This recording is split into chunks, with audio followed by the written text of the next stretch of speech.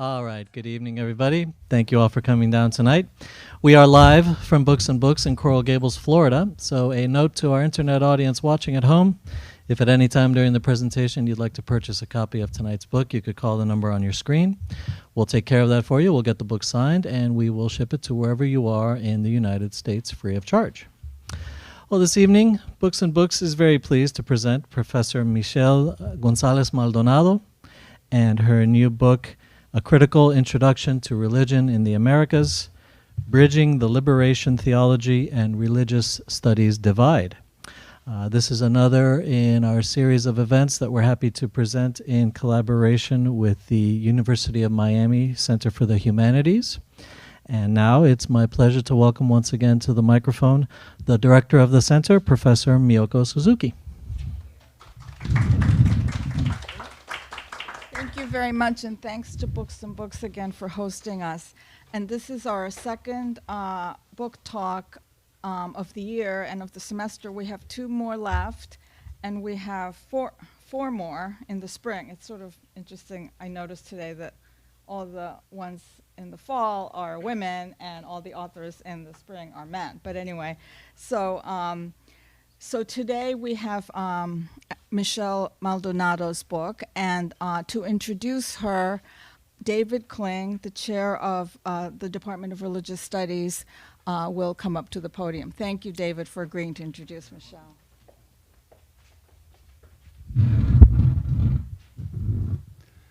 Well, it's my privilege to introduce this evening's speaker, Michelle Gonzalez Maldonado, a colleague of mine for, Michelle, what is it, 6 years now, something like that? 8? Oh, good grief. Time flies when you're having fun. Michelle is a Miami native. She attended Georgetown University and then did graduate study at Union Theological Seminary in New York City, and then earned her PhD at Graduate Theological Union in Berkeley, California. That is a consortium of some 8 theological schools. You are right, Michelle. I have this down, by the way. She joined the department in 2006, yes, and since that time has authored 6 books, including her most recent, and the one she'll be discussing this evening, as was noted, A Critical Introduction to Religion in the Americas, published by New York University Press. Michelle's academic works range widely, from feminist theology to Afro-Cuban theology to her 2010 book, Shopping, Christian Explorations of Daily Living, to, and sorry, Michelle, I couldn't pass this one up, an article entitled The Jennifer Effect, Race, Religion, and the Body. You can dream of who Jennifer might be, all right? In addition to her remarkable scholarly production, for which she has received a number of prestigious awards, Professor Maldonado has served the Academy in many capacities, including President of the Academy of Catholic Hispanic Theologians in the United States, and in fact, she was the youngest ever to be selected to this position. She has also served the University of Miami with distinction. She's one of the most popular teachers at the university, serves as Master of Hecht Residential College, and just recently was appointed Assistant Provost of Undergraduate Education. I could go on with more superlatives, but it's now time for Professor Maldonado to speak for herself. It is my honor to present Michelle Gonzalez Maldonado.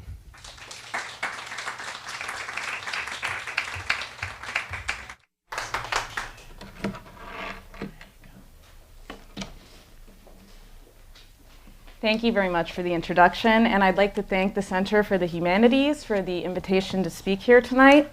I'd also like to thank Books and Books. I grew up coming here, so it's quite emotional for me to be here speaking as an author, because when I was 10 and 11 and 12 years old, on the weekends my dad, who also loved reading, would bring me to walk around Miracle Mile, and then we'd go to Books and Books to the location down the block. So it really is a special evening for me tonight.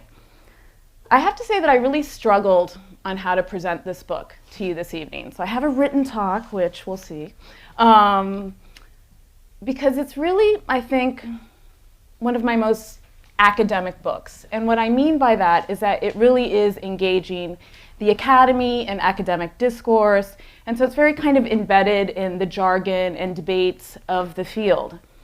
But at the same time, it's almost my most personal book, because the questions that sort of fueled this study are ones that began when I was an undergraduate at Georgetown, and really when I fell in love with the field of religion, and particularly studying liberation theologies. So what I thought I'd do for you tonight is talk a little bit about that motivation that inspired the book, talk to you a little bit about the concrete lived religion through some sort of personal narratives that inspire and are the thread that kind of fuel the book, and then tell you a little bit about the structure of the book at the end. So maybe I'm kind of doing the interesting stuff in the beginning. Maybe I should flip that, but we'll start that way. I entered into the field of religion studying liberation theologies. And so for me, it was learning about the civil rights movement, Malcolm X, the women's movement, and really looking at how religion was an agent of social change. And in particular, my emphasis was on how Christianity was an agent of social change. That really inspired my work. And in a way, I did it backwards, because those scholars critiqued the tradition, right? They critiqued the traditional authors of the field, and I hadn't read the tradition. So I was reading all these critiques, not knowing who they were talking about, but at the same time, resonating with it, given my own experience of being a Roman Catholic. And then finally, when I went to do graduate work and started to read the tradition, I was almost glad that I had done it that way, because I entered into that reading with a critical eye, right? I kind of had, the classic phrase for academics, the hermeneutics of suspicion, when I was looking at all these authors that had been canonized by my field.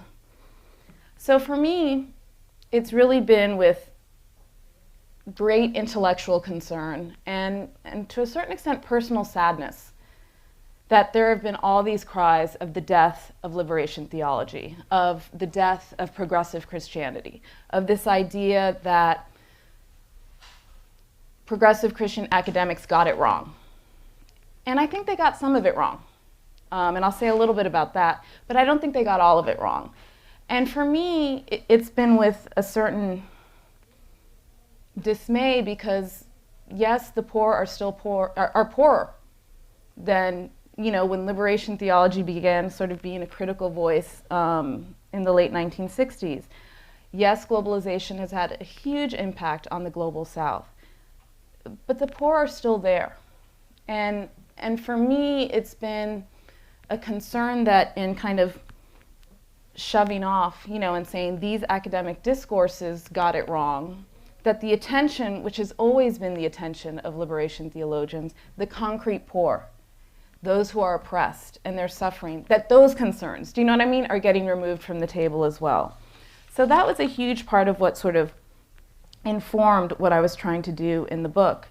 At the same time, I'm very aware of the growth of Pentecostalism in Latin America, of the growth of charismatic Catholicism in Latin America, of the growth of a more conservative Christianity, even among minority populations here in the US. And so what do you do with that, right? And for me, kind of another question that has fueled this is, how do you write about communities you don't agree with? What happens, and this for me, I spent 2 years living in Guatemala, working with an indigenous community with my husband through the Catholic Church. And for me, the church there was doing reforestation and fair trade coffee and land redistribution. It was like, they had started the first clinic, the first school. It was like a liberation theologian's dream. But it was the most conservative Christian community I had ever been in my entire life, when it came to gender, when it came to sort of age, right? So if you weren't, over 60, you weren't respected. It was a very conservative theology of sort of submission. And so I thought, well, what do I do with this, right? Because here's this community that embodies certain principles of liberation theology, but in a sense, they go against everything that liberation theologians are writing about. And so in a sense, I'm trying to struggle with that issue in the book. You know, how do we study marginalized communities in an authentic way? And also, those of you who are in the field of religion know, theologians tend to identify with who they're writing about, right? So, well, if I write about, you know, I've done a ton of work in Hispanic, Latino theology, and I can pretty much say whatever I want because I'm Cuban American, which is not a good thing, but I can. And, you know, someone who's never met, you know, I guess by now people have met Hispanics, but parts of the country where they don't have a lot of interaction with the Hispanic community, they can read my book and think, oh, Latinos are like that, just because of my voice. So the question of authorship, too, is something that I struggled or continue to struggle with. And then sort of the last layer, which is, now I'm going to enter into the story, which a couple of my students who are here have heard, is looking at the religious hybridity of the Americas. And that the lines between Christian, Santero, you know, are much espiritista, are much blurrier than the neat academic categories that we kind of put religions and people into.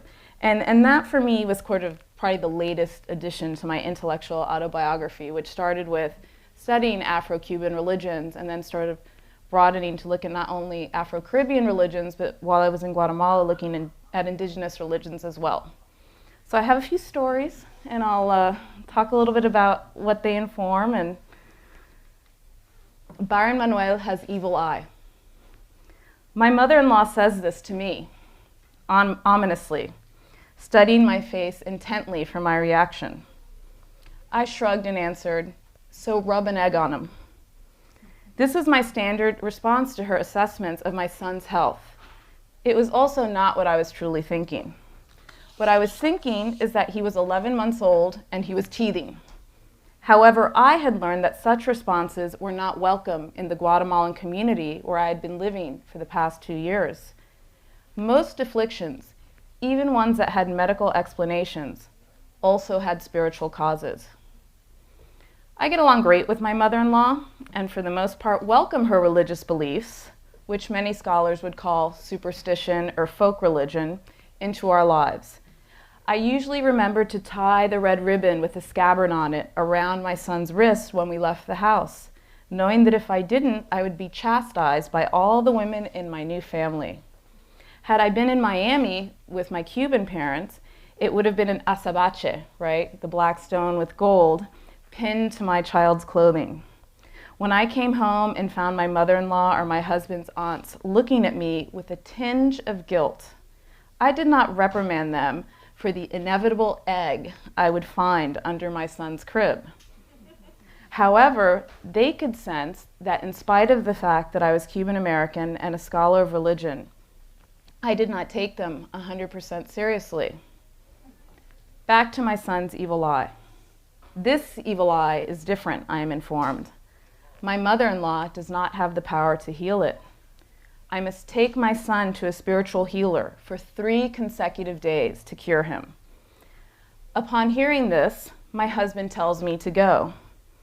He says that it is out of respect for his mother. And since he's not here yet, I can say, I think he was a little scared. There are tales floating around town of children who have died from evil eye, whose parents did nothing, and by parents we mean mothers, but we can talk about that in the Q&A, whose mothers did not treat the affliction. So I go. I'm a good Cuban girl that has been raised to respect the elders of the family, and frankly, the religious scholar in me, I want to see what's going to happen, right? I don't like that my son's the test case, but I do want to see what's going to happen. An old indigenous woman rubs my son with herbs, making the sign of the cross repeatedly over his body. He does not writhe in agony as the cross is made. In fact, it tickles him. The satchel of herbs is thrown in the fire and crackles loudly, signaling the presence of evil eye. The same ritual is repeated every day. And by the 3rd day, I must admit, the crackling is gone. Did my son have evil eye? I don't know. I really don't. He did not seem much different to me after this ritual, but everyone in the family is more relieved and relaxed once it is completed. In a sense, evil eye had been lifted from our family. I am not sure if it was the curandera or the tube of baby Oragel that a friend brought me from the States, but he is cured. I do know that this ritual purification is important in the community where I'm living, my second home, and that I must respect it. Evil eye is a widespread belief in this community, and its origins date back to Spanish folk Catholicism. Children are most susceptible, and especially infants, which is why there's a custom in Guatemala that when your child is born, the child and the mother must stay locked indoors for 40 days to protect the child from evil eye. And also control the mother, but again, we can talk about that maybe in the Q&A. And the symptoms of evil eye include vomiting, listlessness, irritability, and waking up suddenly during the night. And for me, sort of this belief in evil eye brings up, for me, this larger discussion about the nature and role of folk religion and healing in Latin America, the Caribbean, and among Latinos, African Americans here in the United States. The story I just told you could have happened in Miami, could have happened in Puerto Rico, could have happened in Haiti or the Dominican Republic. And it's interesting to me that evil eye really arrived in the Americas through folk Catholicism. Because I think often, scholars that do work on Latin America, right, we love to be able to talk about like the indigenous ritual or the African ritual that we have had privy to. But in fact, the medieval folk Catholicism that was brought to the Americas had a lot of superstition, had a lot of rituals, had a lot of what is often categorized as indigenous or African actually has Catholic roots. And it also, for me, raised the question, this incident of evil eye, about the nature of Latin American Catholicism, and frankly for Latinos and Latinas, because my mother-in-law was a devout Catholic and would never tell you otherwise. And yet she went to the curandera, right? That was her automatic reaction. And so the hybridity of these religious practices is something that emerges because of the conquest, the transatlantic slave trade, and of course the Catholicism that was brought to the Americas. I've been invited to a seance. This invitation is extended at the end of every month. The group that gathers is primarily women from my husband's family, aunts and cousins, and of course my mother-in-law. And now my husband's here, but don't worry, I'm not going to say anything. They are extremely dedicated to their spiritual organization, as they describe it, and they are fiercely Catholic. On the last Sunday of every month, 2 mediums arrive from Guatemala City. They read from the Bible. They say Roman Catholic prayers. One of the mediums gives a sermon, and then each woman goes around the room describing her personal struggles and problems. The mediums then channel a spirit that addresses the personal needs of the women, and a general prophetic message is given. If someone in the family has died, their spirit is channeled and will manifest itself in the room. The group asks the local priest for masses several times a year, and he, knowing exactly what they are all about, honors their requests. Spiritual healing is a vital part of this community, and if someone in the family is ill, the mediums are contacted and the spirit of a doctor is sent to heal the individual. I never attended the seances, though I am well aware of their significance throughout the Americas and the Caribbean. My maternal grandmother was a medium in Cuba, and my mother would tell me stories of her as a child being kind of locked up in her room on certain nights and sneaking out and seeing the entire family there, and candles, and her mother speaking in languages that she knew her mother did not know, and languages that my mother had never heard. Though I did not attend a seance, I have been spiritually healed. Because I am not from Guatemala, anytime I got sick, which was not frequent, but not infrequent enough. It was a worry since I was from North America, my fragile disposition for the family, it made me prime for serious illnesses. So if things were looking in any way serious, the mediums were contacted, and my husband and I were informed a spirit would come heal me during the night. The time was very specific. So you had to be asleep by 11, right? Or 12, I can't remember. And you would have to make sure that you were asleep because the healers only came while you were sleeping. My father-in-law told me once he made the mistake of waking up when a spiritual doctor was healing his bladder infection, and the fuzzy figure of a man dressed in white with his hand in his body startled him when he opened his eyes. The disapproving glare of the doctor made him quickly shut them.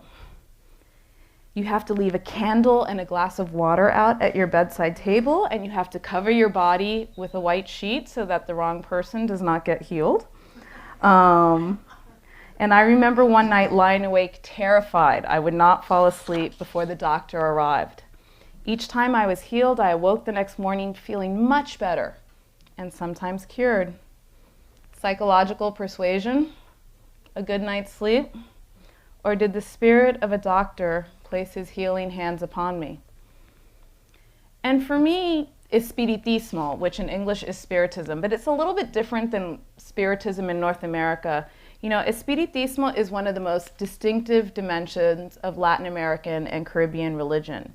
And it's really not a religion. It's more of a spirituality or metaphysics or spiritual worldview.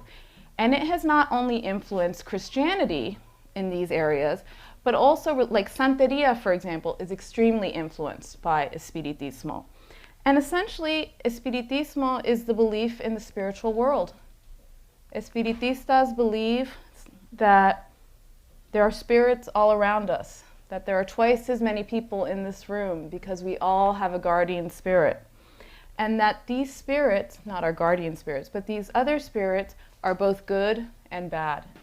And these spirits can interact with the human world. So a sort of naughty spirit will try to mess with you. And a sort of more highly elevated spirit will try to help you. They believe that mediums are people that have the gift to communicate and be possessed even potentially by these spirits. And it's interesting because yet again, Espiritismo came to us through Spanish Catholicism. It was in fact the wealthy elite of Latin America and the Caribbean that would send their sons and daughters to Europe to study, right? Because you didn't want them educated in the Americas, that then brought back this spiritual worldview, and it began to spread across the broader population, and then got mixed with folk religion, with spiritual healing practices. And so Espiritistas don't see, so you can be an Espiritista and a Santero. You can be an Espiritista and a practitioner of voodoo.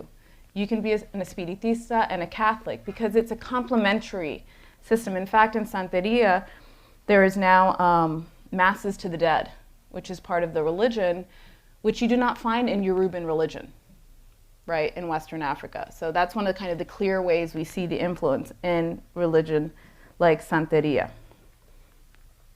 So I'm sitting in a room full of santeros and santeros that are engaged in a heated debate. A panel of priestesses to the Orisha Oshun sits before us. They have all described their experiences of their Orisha, what she means to them, and how she's an active divine force in their lives. And this panel is part of a monthly educational gathering I attended with some students from a few years ago at the Diaspora Cultural Center in Miami, an organization that sought to undermine negative stereotypes about Afro-Cuban religions in Miami. And the debate is not about Oshun per se.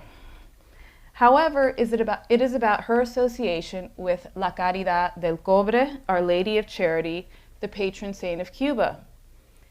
And so the debate begins. La Regla de Ocha, which is the proper name for Santeria, is geographically associated with a group of West Africans during the slave era that were brought to Cuba and came to be known as the Lukumi people.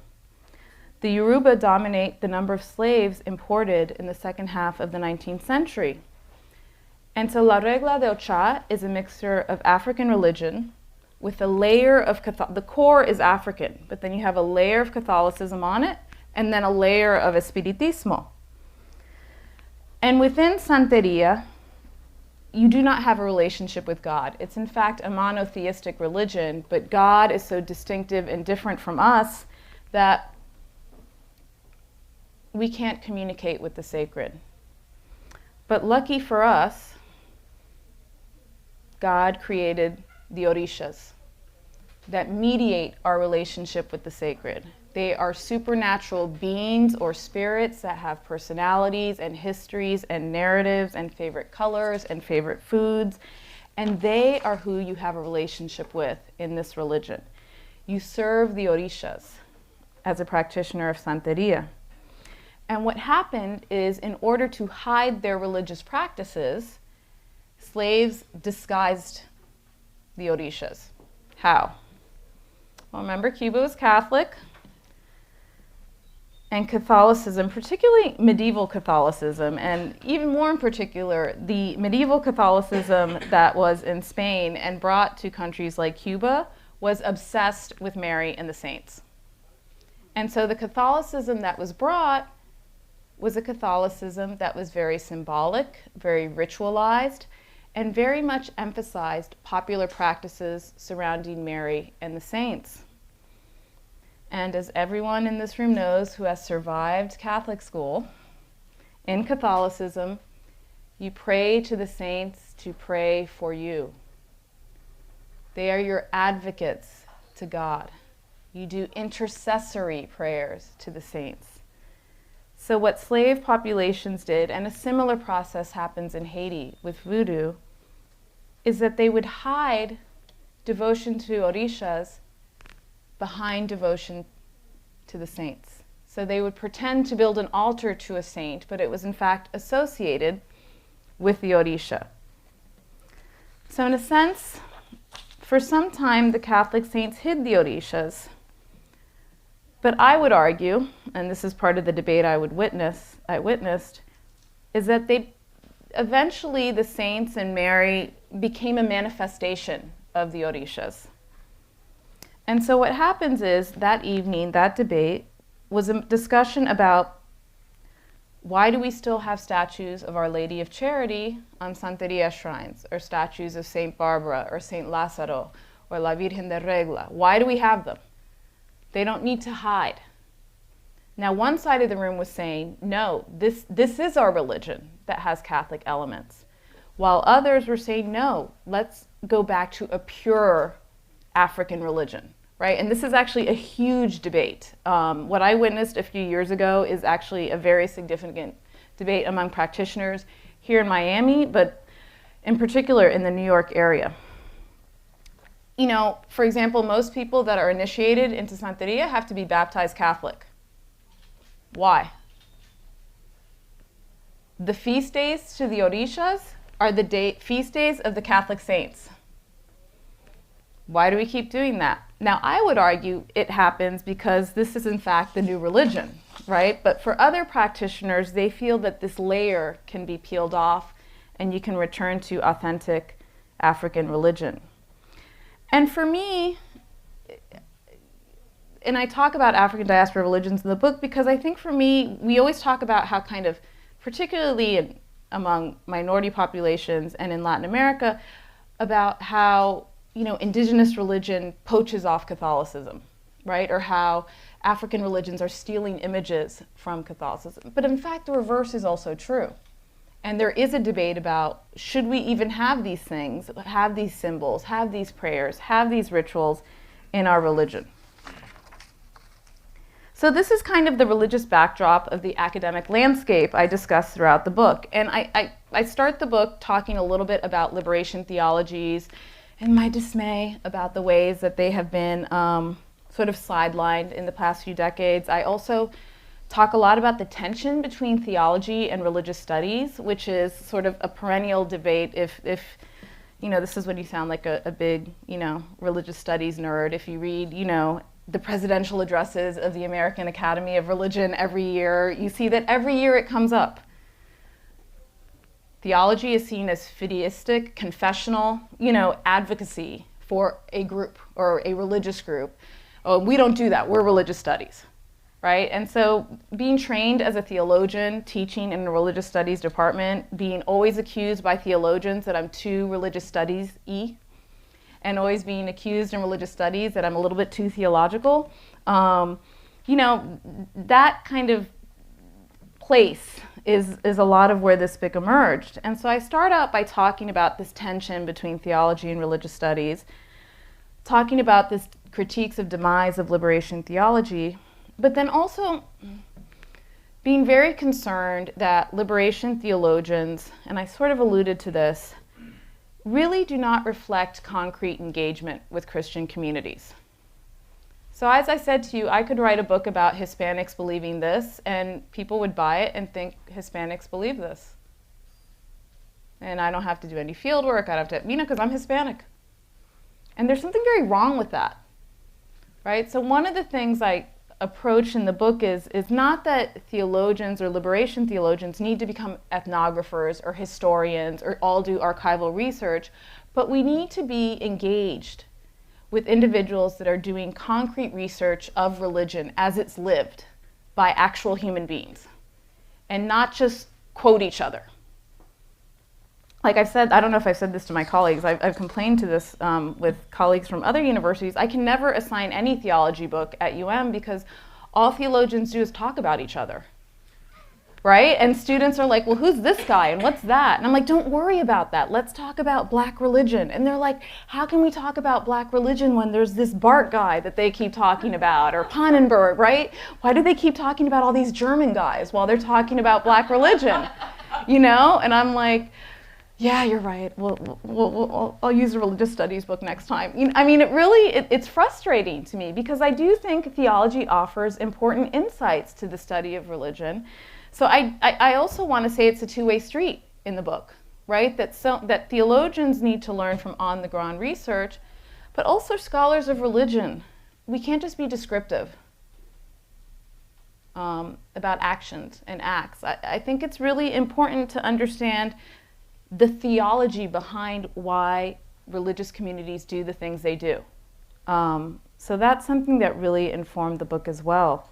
And so I start out by looking at Latin American liberation theology and looking at, it really has probably been the most attacked academic discourse in the field of religion because it's, there's CIA documents on liberation theologians, the Vatican, no bueno for them, liberation theology in Latin America. So there's been sharp critiques.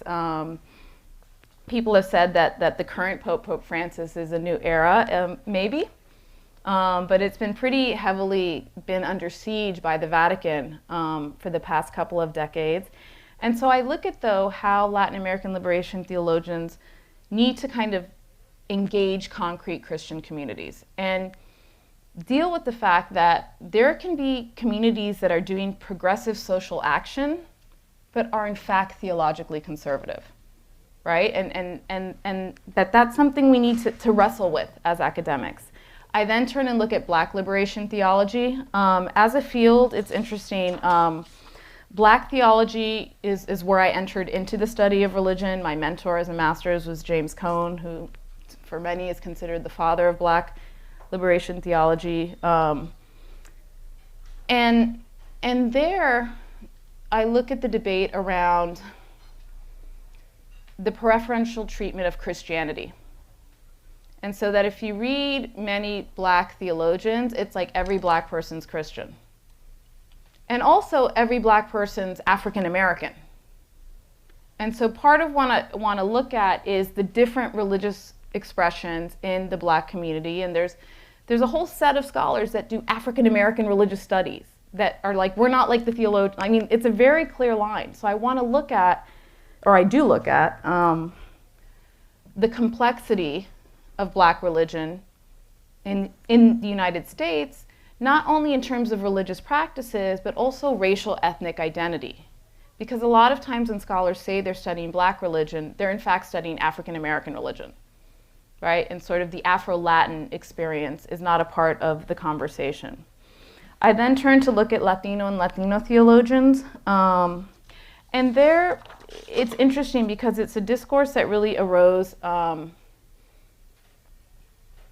in a very ecclesial setting. So the first scholars of Latino and Latino religion were really talking to the church, and were very engaged in the church. Many were priests and nuns, in fact, that were writing. And now the audience has changed, and it's a more academic audience, but they kind of still sound like they're talking to the church when they actually are talking to other academics.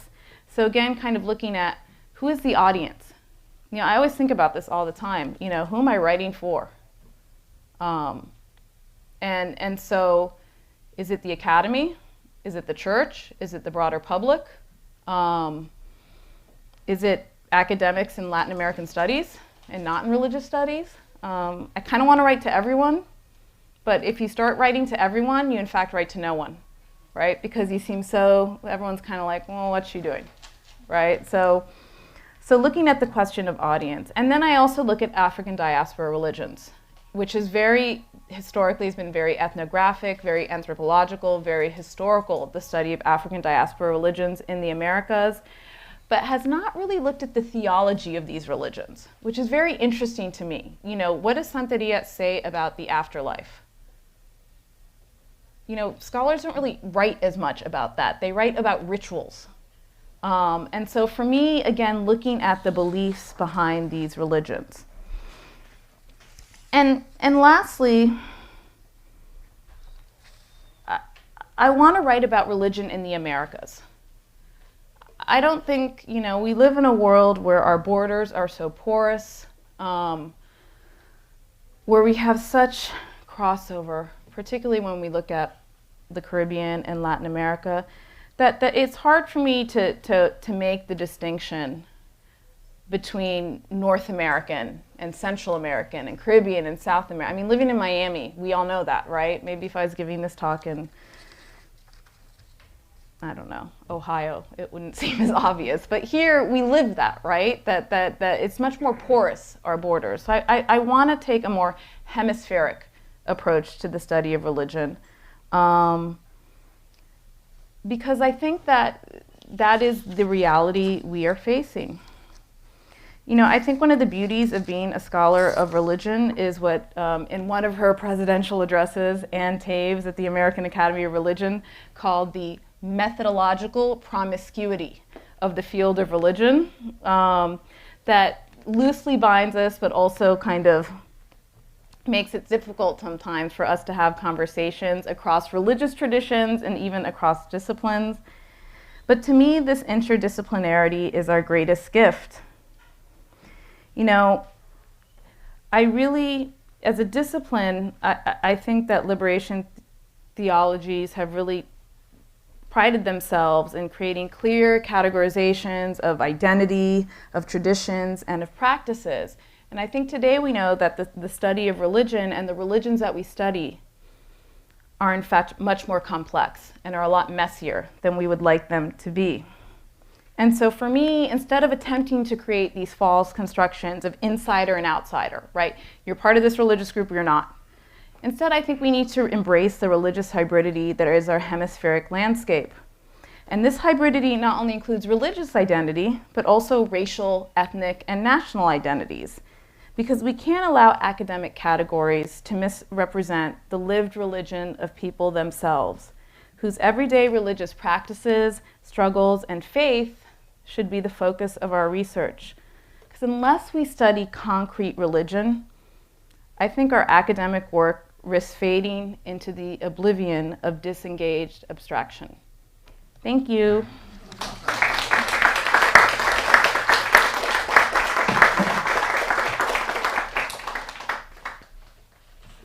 Michelle, thanks so much. That was a great talk. Thank you. So you'll take questions? Sure. Okay. Depends on who. I've always thought that liberation theology was attached to an economic system, to a very left-wing as opposed to the conjunction of the Catholic Church in this symbiotic relationship with the ruling class. And that liberation theology was liberation from that. And also, you know, the reverse, that the church and the ruling class was the ultra-conservative, while the liberation theology was very liberal. But you're saying that it can be both. I think it can be both, and I think that yes and no. I think the first Latin American liberation theologians were very influenced by Marxism, and you see that clearly in their citations, in their categories of analysis.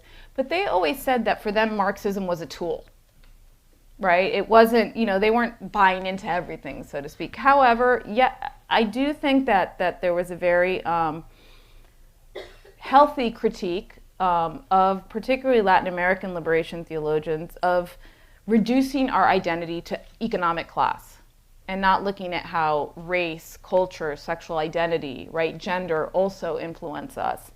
And so, yeah, I do think that's part of the story. But I also believe that we have to recognize that at least in Latin America, it was the 1968 Bishops' Conference in Medellin, right, when all the Latin American, so this actually, you know, that affirmed the basic principles of Latin American liberation theology. So it really was kind of given the stamp of approval by the hierarchy, and it was after Vatican II when the church, you know, was called to contextualize itself, and to look and to apply the principles of Vatican II to its concrete experience.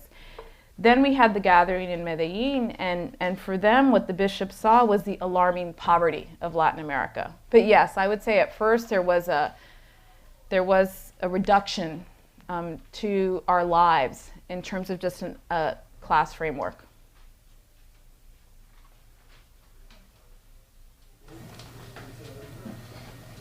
I don't know either. I think Whitney's deferring to you, so. Go to you. I was curious when you talked about liberation theologians not being embedded in the communities, because at least for the first generation, even the second generation, Gustavo Gutierrez, the Boff brothers, Diego Irzabal, I mean, Hugo Assmann, even Bonino, who went to a different country, he was forced to go into exile, but then embedded himself in a local poverty-stricken community. It seems to me that they were very embedded. They were, but that was 40 years ago or 30 years ago. You know what I mean? So for me, it's kind of these new generations. That's what I'd like to hear. Who are you identifying as the new generation that are not embedded amongst the Latin American liberation theologians? Like, do you want me to name names on the website? Well, we're on the internet. I'm not. Hi, if you're. No.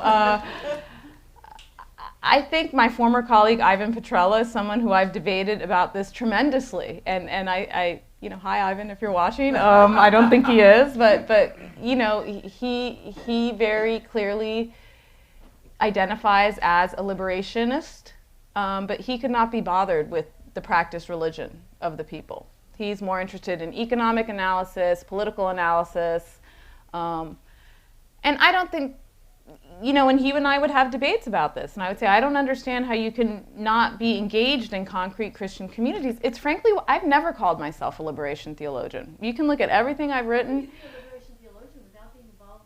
I don't know, but lots of people do it.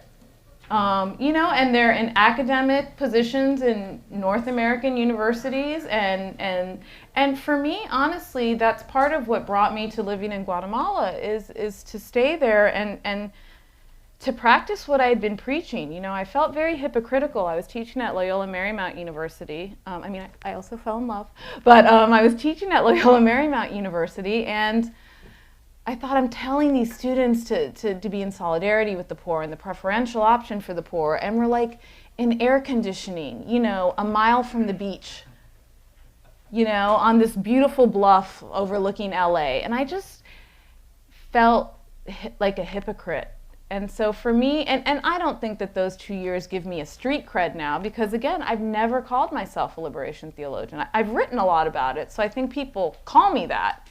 But for me, to truly be a liberation theologian, you have to be, and that can be here in the US as an academic, but you still have to be engaged with, I always think, where's the religion behind all this?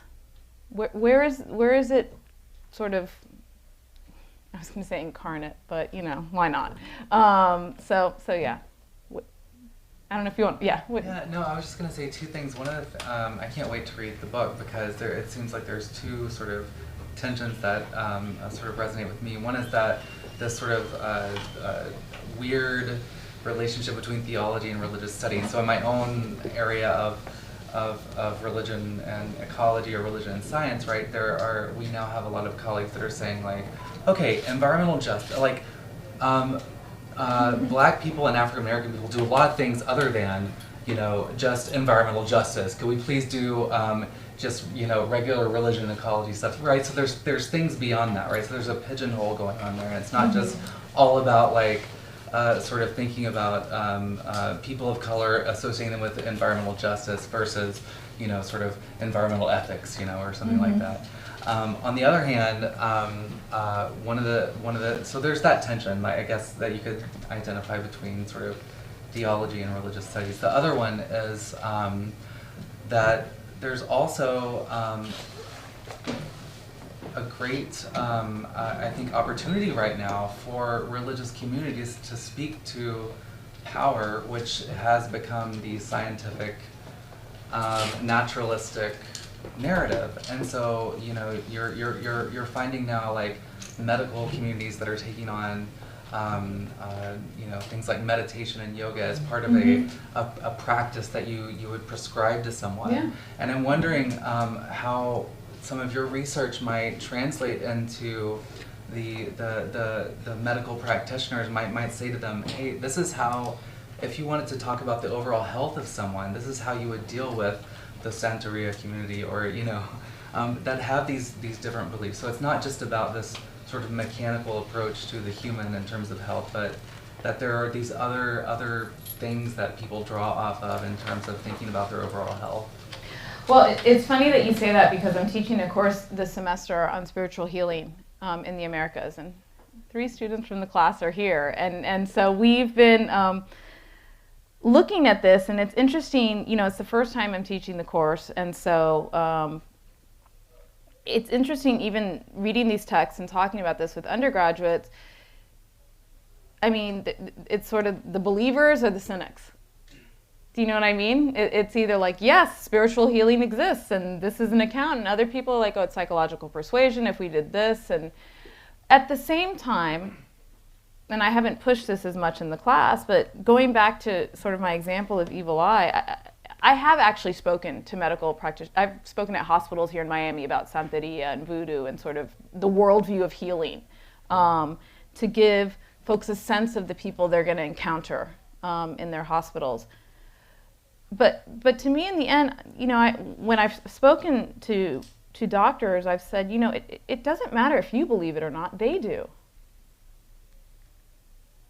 Right? So I really could care less if you think your patient is crazy, or if you think your patient's deluded.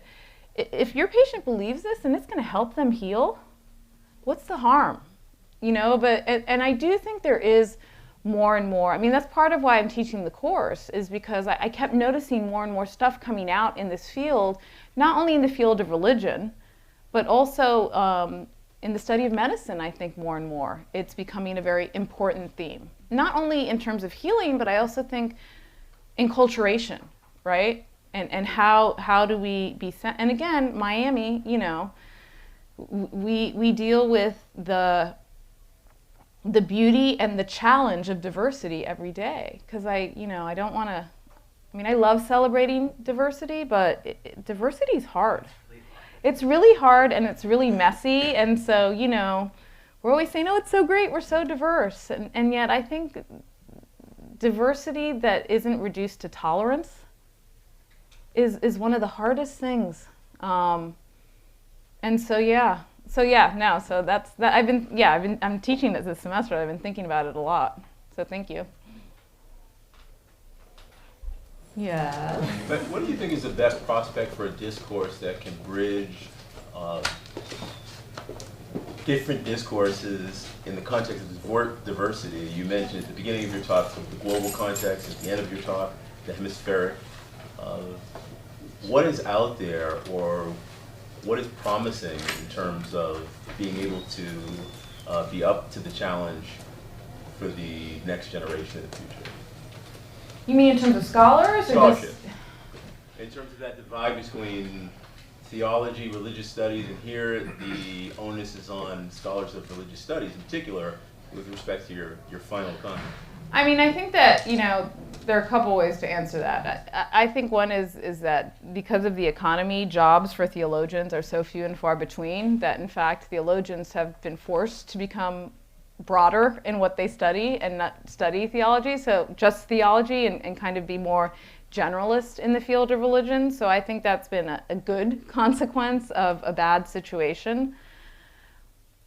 Honestly, I think it's collaborative work. I mean, people always ask me, like, well, how do you read everything? And I don't read everything, but I do try to stay engaged in multiple conversations, which is hard. Don't get me wrong. I haven't read anything about religion. I think I told David in May, I said I bought all these books this summer. This summer I was going to read 4 or 5 books that had nothing to do with my field, but were still in religion. I didn't read one of them. They're like still sitting unopened, on my desk. I haven't read anything outside of Latin American, Caribbean, gender, liberation, you know what I mean? American religion in probably 7 or 8 years, unless I've been asked to do a book review of something, and then I'll read it. So I think, unfortunately, and there's a certain, then you have a kind of tunnel vision. At least it's a bigger tunnel, or maybe you have multiple tunnels. But I think it's, for scholars of religion, it's having to be engaged outside of the field of religion. So for me, participating in LASA, the Latin American Studies Association, has been a huge change for me to how I look at Latin American religion and how I can talk about Latin American religion with a room full of experts that know I don't have to explain Latin America to them. I have to explain religion to them, right? And it's been, so I think it's finding conversation partners and being really intentional about it, which I know that's kind of a vague answer, but I do think it is being very intentional about not only who you read, but who you're literally in conversation with, right? So who you say, will you read my essay? Will you look at this book proposal I'm thinking about? And sort of trying to get insights from that. I don't feel like I answered you, but I'm not sure. But I know you're going to let me off the hook. Yeah. So you talk about a hemispheric approach to understanding cosmology, so I'll use that phrase. Okay. Is there a hierarchy in terms of thinking about House Santeria versus voodoo versus Black liberation theology? Is there a hierarchy of cosmologies amongst these minoritarian cosmologies? I think among Christian scholars, they always privilege Christianity. So let me just answer that academically. And that's something I talk about in the book as well. It bothers me. So that they will talk about non-Christian religions, but kind of insert them in a Christian framework. I think in terms of practitioners, there's a wide variance. So for example, in countries like Haiti, since the earthquake, you've seen a huge backlash against voodoo. And it's been primarily by evangelical Christians. It's evangelical Pentecostal Christians whose population is growing quite significantly in Haiti. And in Guatemala, we would say, I would see the same thing. So you would see the people who were abandoning or suddenly disassociating themselves with their indigenous religious traditions. While they were Catholic, it wasn't a problem. But if they joined the Pentecostal church, you couldn't do it anymore. You couldn't go, you know what I mean? It was an either or. So for me, I do think, and I don't like to use evangelical because when I think of evangelical, when I write it, I see evangelical because I want to kind of keep the flavor of, which I think is just different from, I think when we think evangelical here, at least when I say it, I think politics, and it's evangelicals are so apolitical, in fact. I do think when we look at that branch of Christianity, it has a huge influences that not only privileges Christianity, but demonizes the non-Christian. I think among more mainline Protestants, among Catholics, there's more openness to the hybridity. And then I think for practitioners of Santeria, it's difficult because African diaspora religions really believe that the sacred manifests itself in different ways. And so there's no kind of end to revelation. Do you know what I mean? You know, for Christians, it's done until Jesus comes back, and then it's really done, right? But for you know, for the religion, for the Yoruba, you know, La Caridad can be a manifestation of Oshun because Oshun has had various manifestations and caminos or paths throughout history that have become revealed to practitioners. So I think for them it's a more inclusive vision. Yeah? I just had a question since you just talked about the Yoruba religion. To what extent or where would you put liberation theology in relation to, I think Jackie Alexander coins this term, sort of sacred subjectivities, right? So that from reading a lot of her work, it seems very academic, deeply philosophical in an academic context, but also spiritual in an academic context. So although she's someone interested in indigenous religions in the Caribbean, she seems very invested in staking a claim within the academy for spirituality within the academy as a critical practice. Well, one thing that's really fascinating to me is that when you look at the study of African diaspora religions and the academic discourse of African diaspora religion, to be a practitioner gives you a street cred and a prominence that that is unparalleled in other religions. And what I mean by that is that I will go to conferences and people will invite practitioners and academics. And when I've been on these planning committees, I'm like, would you invite a priest to present on Catholicism? And they're like, absolutely not. But yet, it's fascinating to me. And for me, you know, I go to St. Augustine, so me being Catholic I'm out. You know, I don't wear a wig when I go there. So students see me at church, and when I tell students, when I teach about Santeria, and I tell students I'm Catholic and I'm not a practitioner, they're so disappointed. And yet, when I teach my Catholic life and thought class and I tell them I'm Catholic, it makes them suspicious of me. Like, is she gonna try to shove it down my throat? Is she gonna give me the truth about Catholicism? So for me, it's been fascinating to see, and I was talking to a friend that is mentoring several PhD students that are working on African diaspora religion who are practitioners. And she's been encouraging them to not fall on that. But that can be a part of it in that spiritual world, because I do like that, because I think the kind of the insider-outsider line that Karen McCarthy Brown famously crossed in Mama Lola, I'm glad she crossed that line. It made it a better book, and I think it makes her a better anthropologist of voodoo. But I also don't want it to just rest on that. Do you know what I mean? So for me, it's exciting, and I think it's very distinctive in the field of African diaspora religions, the way it's sort of playing itself out. One more question. I'm just going to make a comment, and maybe you can respond to it. The whole issue of hybridity, it's inescapable. You know, it doesn't matter where or the time. Whenever you have the encounter between, let's say, Christianity and another faith, that's what you're going to get. Whether it's in China, whether it's in Latin America, whether it's with Native American religions, I mean, that's the name of the game, is that kind of hybridity. And what I wanted to ask you was, all right, so the evil eye, did the priests intervene in all of this? Did they give their approval to it? Was there a sort of normative Catholicism that that judged that kind of practice? No, I No? mean but again, I think that varies from priest to priest. But no, the priest in that community, I think I told him about it, and this is when Byron was working at the church. So, I mean, he knew, it wasn't a secret. But I think that can vary quite widely, and we see that very much regionally throughout. You would see it in Guatemala. I mean, you would see that there were very conservative dioceses or parishes where there was a very kind of different message than one that was more inclusive. I think there are folks that recognize that enculturation is a reality, and every religion is enculturated and every expression of religion is enculturated. But there are those that fear that.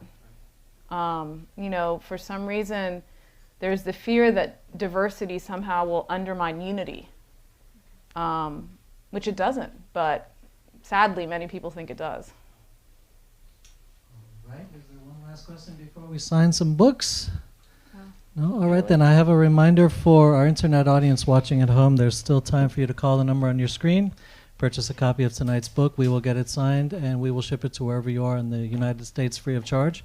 Also, a reminder that all of our live streamed events are archived, so if you don't get to watch them live, you go to the Books and Books website, and they will be saved there for you to watch at your convenience.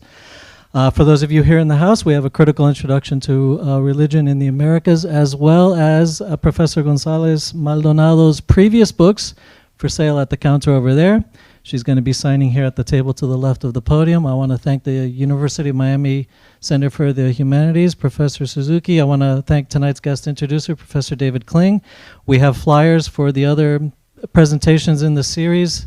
And please, let's give Michelle another hand. Thanks very much.